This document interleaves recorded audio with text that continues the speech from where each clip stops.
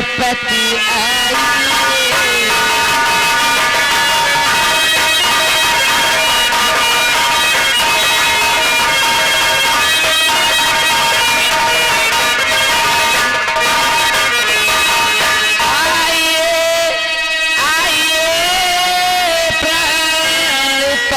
आइए पाक दई सन खुशी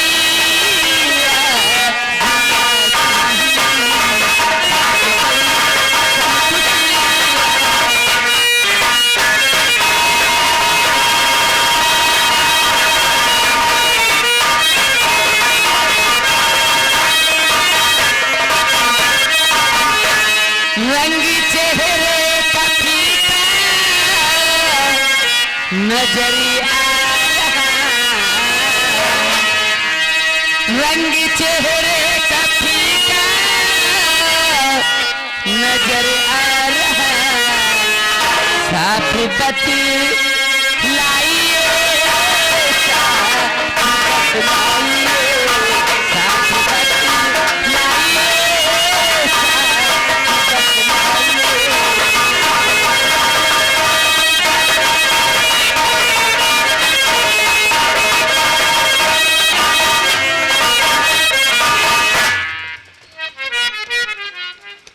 प्रिय, आज आप उदासी के कारण जानना चाहती हो? हाँ स्वामी। प्रिय, तुम तो जानती हो ईश्वर ने मुझे सब कुछ दे रखा है, किसी प्रकार की कोई कमी नहीं है, लेकिन कमी है तो एक चीज की कमी है, महारानी प्रभावती। स्वामी, भगवान ने मुझे सब कुछ दे रखा है, हमारे राज में किसी प्रकार की कोई कमी नहीं है, लेकिन ईश्वर ने मुझे ये औलाद नहीं दिया है। मैं यही रात दिन सोचा करता हूं कि हमारे न रहने के बाद इस राज दरबार का महाराज आखिर कौन बनेगा, हमें यही चिंता रहा करती है। प्रिय स्वामी, दिल में धीरज धरो, किसी न ही किसी दिन पुत्र अवश्य होगा। महारानी प्रभावती, ये बताओ कि भोजन तैयार है? हाँ, भोजन तैयार है, आप बैठिए, मैं पता लगाती हूँ। दासी,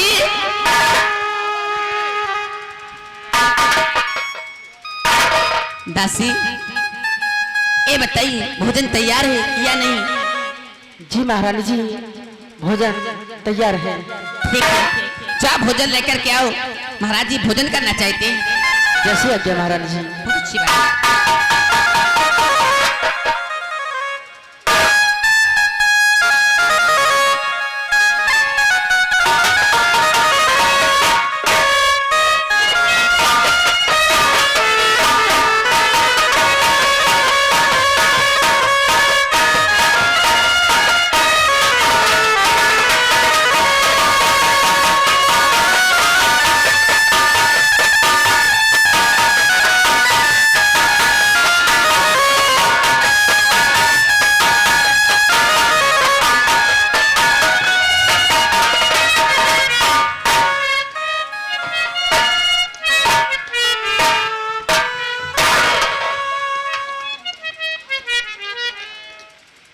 दासी, जी महारानी। भोजन रख दो, कोई चीज बिछाने को तो ले आओ।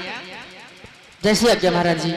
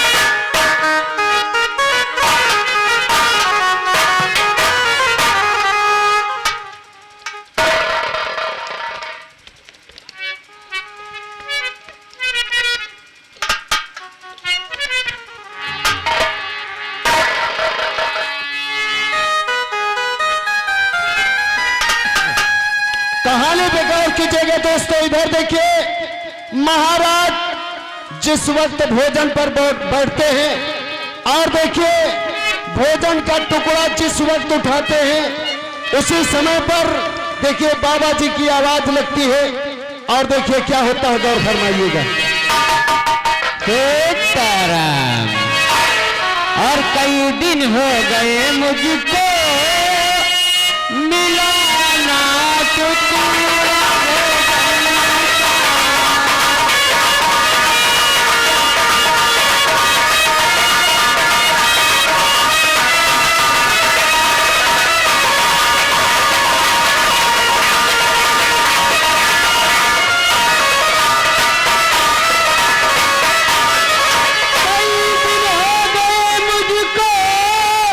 मिलाना टुकड़ा भोजन का, भरे जो भूखी आत्मा को वही तो दास भगवान का।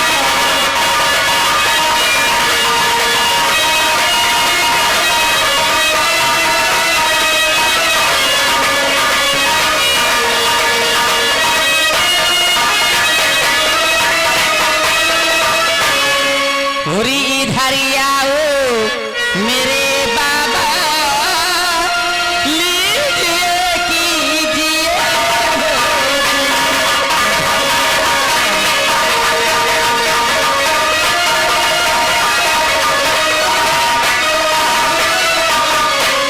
इधर आओ मेरे बाबा, लीजिए कीजिए भोजन। बहुत खुश हो गई बाबा मिले जो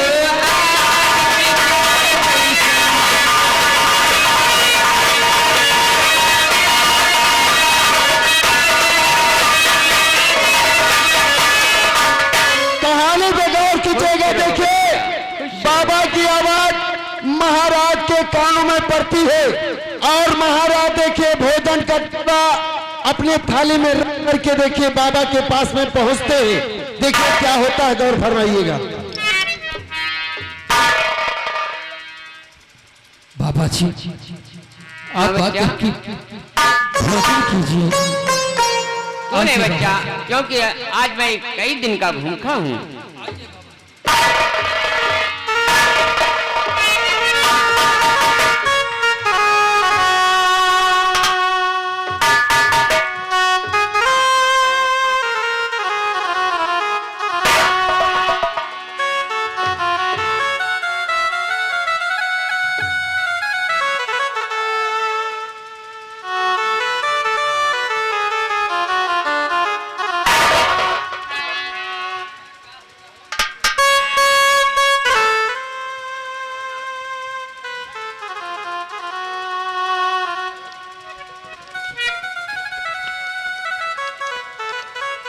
मैं क्या देख रहा हूँ कि महारानी की आंखों में आंसू और महाराज की आंखों में आंसू। कोई कारण है, क्या कारण पूछना अवश्य है।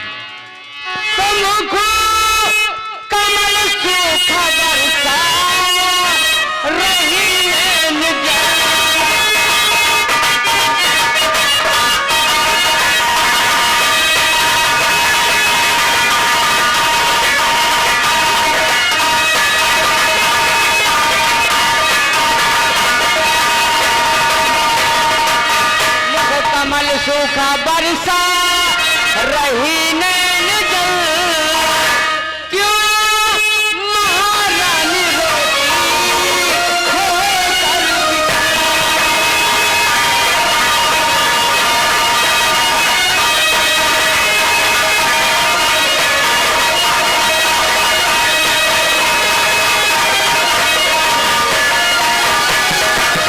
क्यों महारानी रोती हो कर विकल, ना लगाए तो पल हाल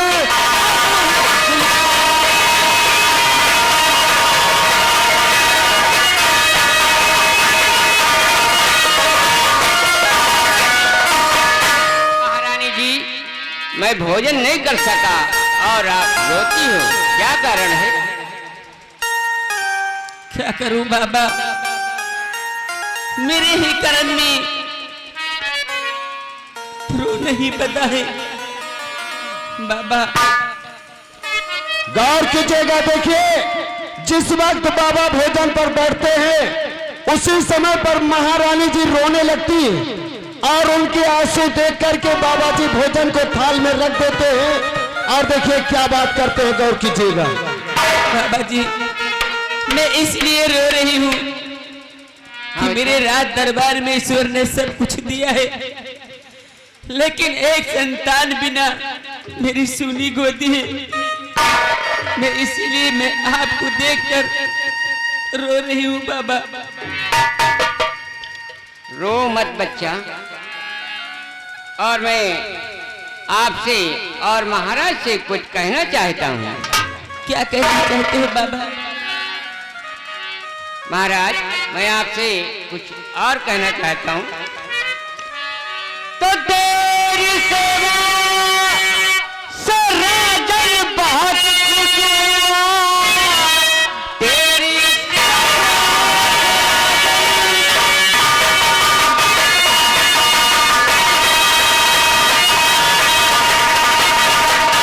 तेरी सेवा से राजन बहुत खुश हुआ।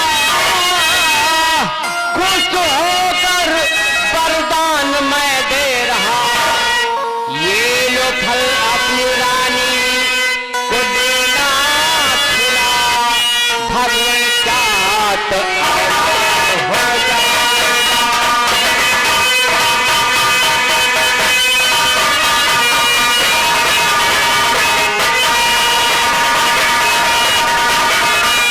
भगवान चाहा तो औलाद हो जाएगा। खुश होकर तुम्हें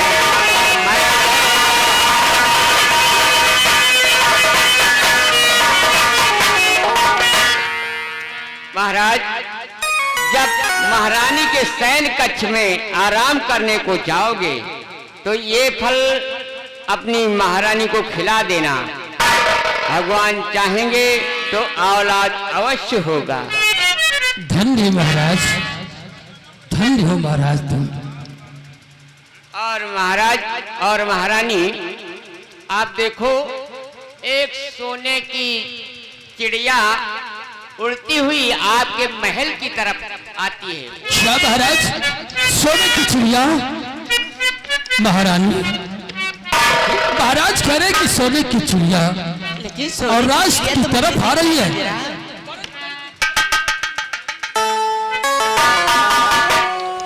गौर कीजिएगा, देखिए बाबा बताते हैं महाराज और महारानी से कि देखिए सामने की सोने की चिड़िया आ रही है। महाराज और महारानी देखने में पड़ जाते हैं। महाराज बाबा देखिए वहीं पर गायब हो जाते हैं। आगे देखिए क्या होता, गौर कीजिए। प्रिय, ये बाबा कहाँ चलेगी? यही तब सोच की बात थी कि आखिर बाबा कहाँ चलेगी। महाराज ये बाबा नहीं, ये हमारे लेख भगवान बन करके आई हैं। सही कहा आपने महारानी प्रभावती। महाराज ने एक फल दिया है और उन्होंने कहा है कि महारानी जी को खिला देना तो औलाद अवश्य होगा। इसलिए आओ चलिए अपने शयन कक्ष में और ये फल तुम्हें हम अवश्य खिलाएंगे। आइए महाराज। अच्छी बात।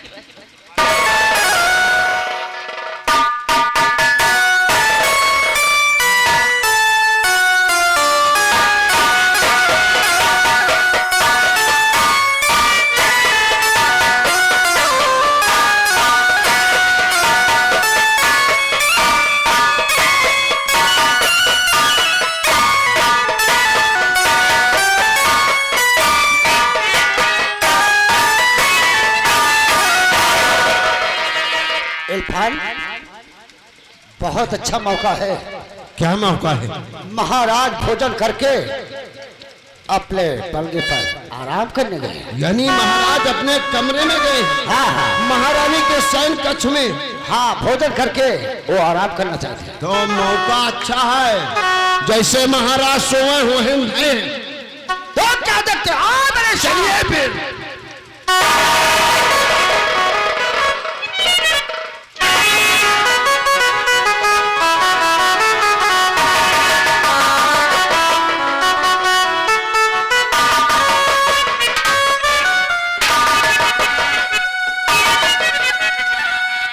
मैं क्या देख रहा हूं कि हमारे बॉर्डर पर सभी सैनिक तैनात हैं।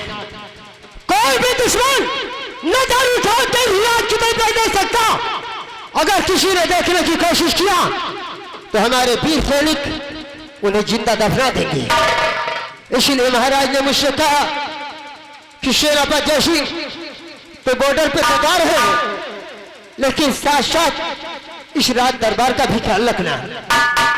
महाराज इस वक्त हमेशा उदास रहते हैं। मुझे महाराज के पास पहुंचना चाहिए, क्योंकि महाराज अगर उदास रहेंगे, अगर उन्हें कुछ हो गया तो इस राज दरबार का क्या होगा।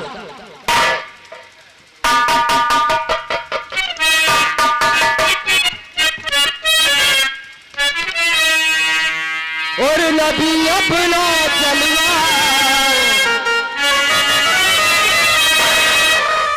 और नबी अपना चलवा दिखाई हो कि नहीं, नबी अपना चलवा दिखाई हो।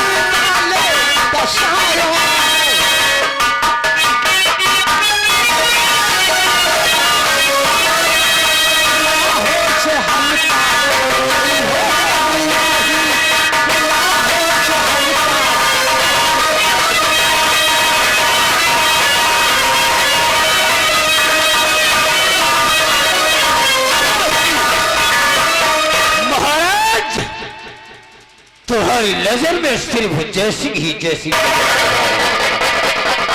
याद रखो, तुमने भरे दरबार में हम लोगों की बेइज्जती कर दी।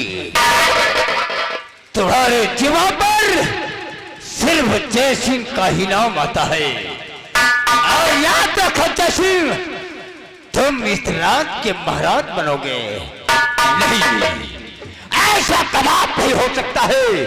याद रखो महाराज, ऐसा कदाप नहीं होगा। अगर इस राज रियासत का मालिक सिर्फ जोगिंदर सिंह बनेगा, अगर ऐसा ना हुआ तो अपने आप को मैं जोगिंदर सिंह नहीं कहलाऊंगा।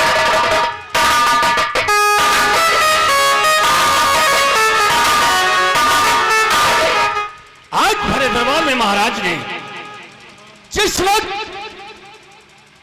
ये सोचा कि आज हमारे यहाँ कोई औलाद नहीं, इस हमारी रियासत का मालिक कौन बनेगा, महाराज ने खुद जय सिंह को कहा, मेरे यहाँ अगर कोई औलाद नहीं होती है तो जय सिंह इस दरबार के मालिक तुम होगे, हमारी रियासत के वारिस आप होगे। मुझे बहुत अच्छा लगा, क्योंकि जय सिंह एक अच्छा ईमानदार और सच्चा इंसान है। मुझे महाराज का हुक्म है कि मैं बॉर्डर की तरफ चलूं, तो मैं अपने बॉर्डर के लिए भवन बनाऊं।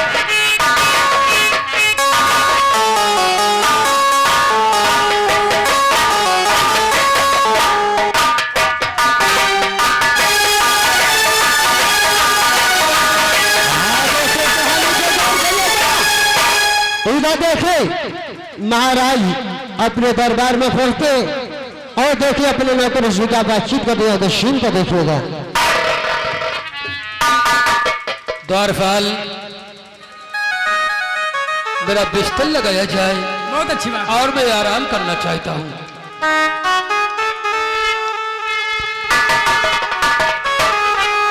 हाँ देखो, इधर महाराज के कहने पर द्वारपाल बिस्तर लगा देता है और महाराज गहरी नींद में सो जाते हैं। तभी देखिए चुपके चुपके महामंत्री अमरपाल सिंह और उसी दरबार का नौकर देखिए पहुंचता है और देखिए आगे क्या होता है कि शील पर देखिएगा।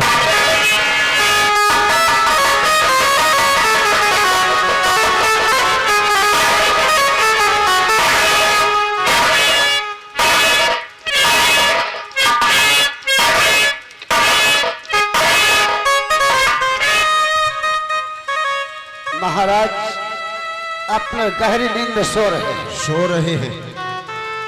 देर मत करिए, अरे तुरंत मारिए। सो रहा चैन से मेरा शिकार है।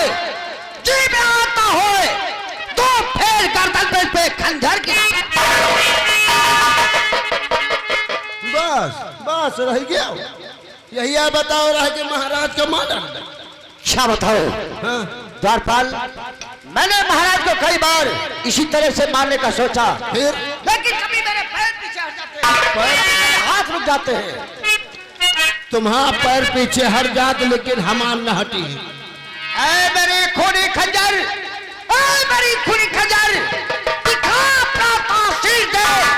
एक ही बार में राधन का कलेजा चीर दे।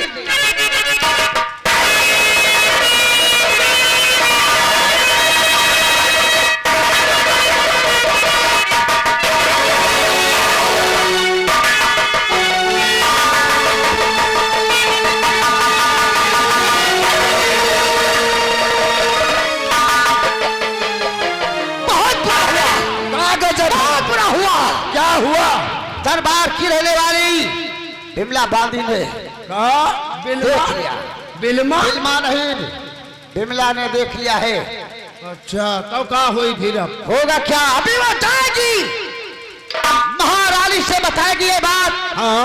और महारानी को भगा देगी। हमारा काम अधूरा रह जाएगा। इसलिए चलकर ये महारानी तक ना आ सके, उसके पहले महारानी का काम पूरा करो।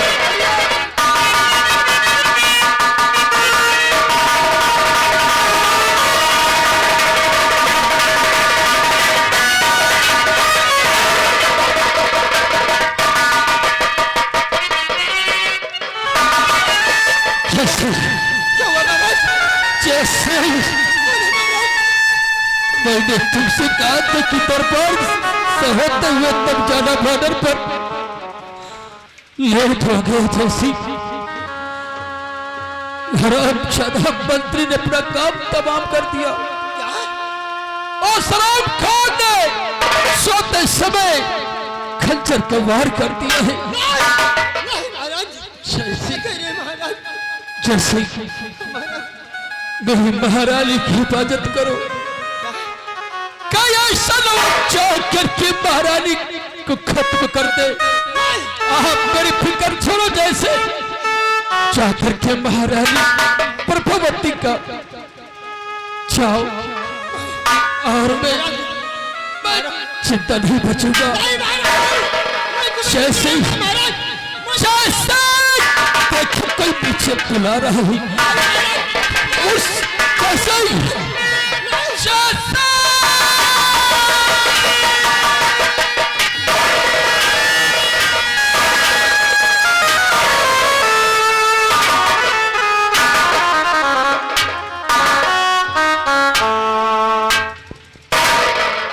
गौर कीजिएगा दोस्तों, देखिए जयसिंह महाराज के पास में पहुंच जाता है और देखिए महाराज सारी हकीकत जयसिंह से बता देते हैं। आगे देखिए क्या होता है, गौर कीजिएगा।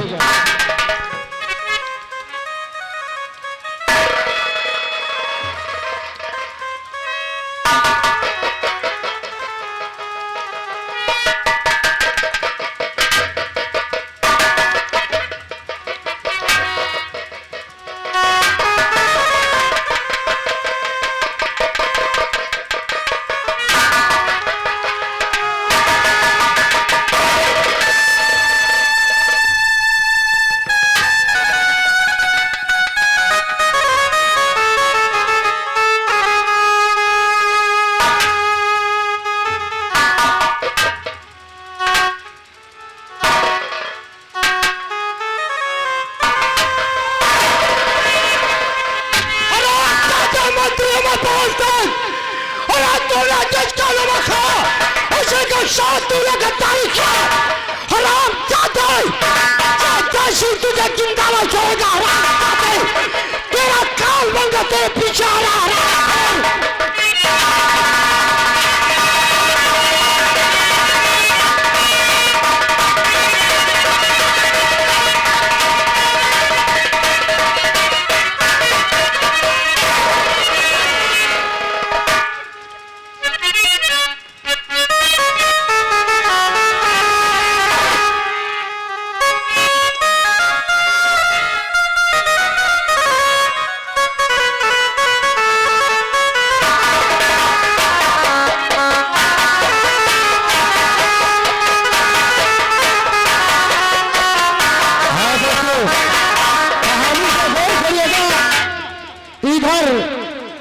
महाराज खत्म हो जाते हैं और उधर जयसिंह क्रोध में महारानी के दरबार की तरफ चल देता है।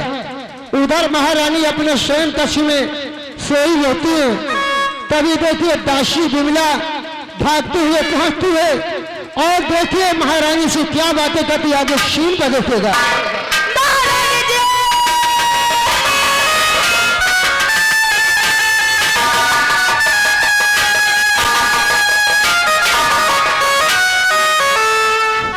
महारानी जी बहुत गजब हो गया। आज रात दरबार में मंत्री अमरपाल ने महाराज का खून कर डाला। क्या कह रही हो? और महारानी जी वो आपको मारने के लिए यहाँ भी आ रहा है।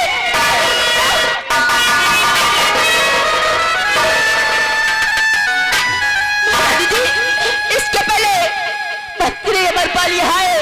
फौरन तुम यहाँ से निकल जाओ, नहीं वो जान से मार देगा।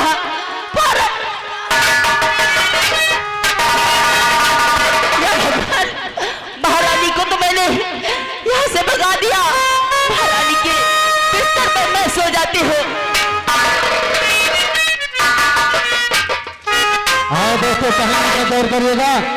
उधर दासी बिमला महारानी को रात दरबार से भगा देती है और खुद महारानी के बिस्तर पर सो जाती है। तभी देखे महामंत्री और उसी दरबार का नौकर पहुंचता है। महारानी के साथ क्या सुलूक करता है जो शीन को देखेगा। हाँ बहुत अच्छा मौका है। लेकिन आप बिमला दासी अभी महारानी के पास तक नहीं आई। आपने कहा था कि महारानी आराम से सो रही है और क्या देखते हो? इसका काम तमाम मारो